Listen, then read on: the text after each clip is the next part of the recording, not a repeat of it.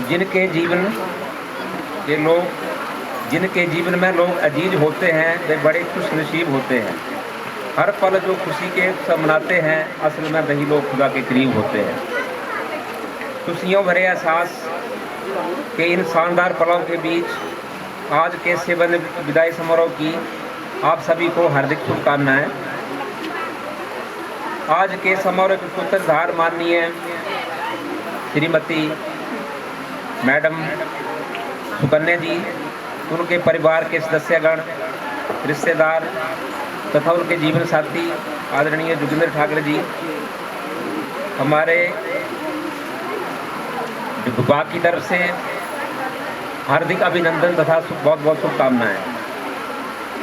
Sir, खुशी वह आयाम है जिसके बिना जीवन की कल्पना नहीं हो सकती। जीवन की व्यस्तता के बीच हमारे खुशी के पल जीवन में नई ऊर्जा का संचार करते हैं।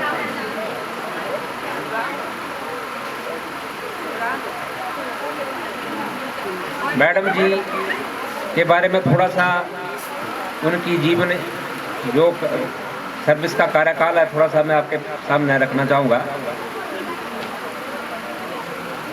मैडम जी ने अपना जो है नौकरी का कार्यकाल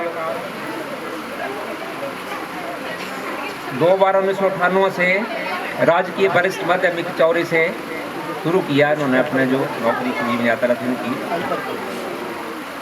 वहाँ पर लगभग 8-9 वर्ष तक रहे राजकीय वरिष्ठ माध्यमिक पाठशाला चौरी में। उसके बाद 9 से 12 तक इन्होंने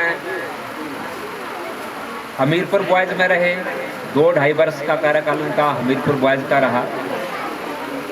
12 से लेकर के 15 तक करोट में रहे। 15 से लेकर 17 तक कुल्हेड़ा में रहे, राजकीय सीनियर सेकेंडरी स्कूल कुल्हेड़ा में रहे। और 17 से 19 तक आलमपुर में रहे 2 वर्ष। और 19 से 21 तक पटलांदर में रहे 2.5 वर्ष। और 21 से 24 तक हमारे वर्तमान पाठशाला में आज तक कार्यरत है। तो मैडम जी ने लगभग 25-25.5 वर्ष अपना जो है वो विभाग को योगदान दिया है। वैसे तो आदरणीय मैडम जी बिल्कुल मेरे पड़ोस से के रहने वाले थे, लेकिन मुलाकात यहीं पर हुई। शायद कहीं इनके भाई भी हमारे साथ पढ़ते थे। टौनी देवी तपरे में इनके मायके हैं, तो मेरे घर भी टिकर खतरिया में है लगभग। तो चलो कभी मुलाकात नहीं हुई और मैं भी थोड़ा जान पहचान नहीं थी। लेकिन जब 2-2.5 वर्षों से हम साथ में कार्य कर रहे हैं, तो मतलब इनसे हमने बहुत कुछ सीखा है।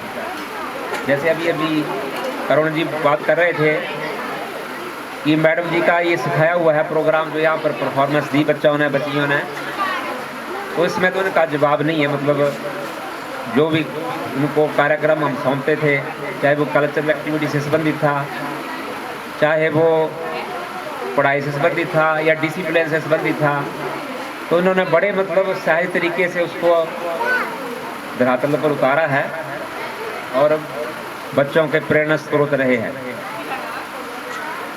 इसके साथ ही जैसे बहुत सारे कुछ लोग टीचर भी हो सकते हैं, पेरेंट्स को भी आजकल पता होता है। जैसे स्कॉलरशिप का प्रोग्राम चला होता है, national scholarship, state scholarship programme, तो वो बड़ा एक थोड़ा सा है कि बड़ा टिपिकल नहीं बोल सकते हैं, लेकिन वो सरकार ने अध्यापकों को सौंपती है जिम्मेदारी।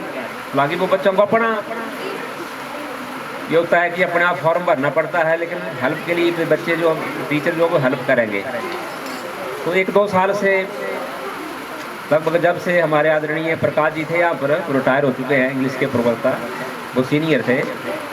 तो ये विभाग जो वो सीनियर मोस्ट टीचर को दिया जाता है दर्श मोस्टली। उसके बाद मैडम जी थे सीनियर मोस्ट।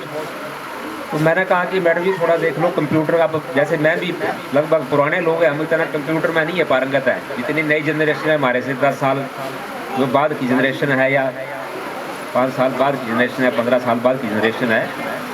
तो इन्होंने बोला नहीं मैंने करना है और मैंने मतलब किसी भी तरीके से चाहे मैं करूँ, मैंने इसको करके दिखाना है।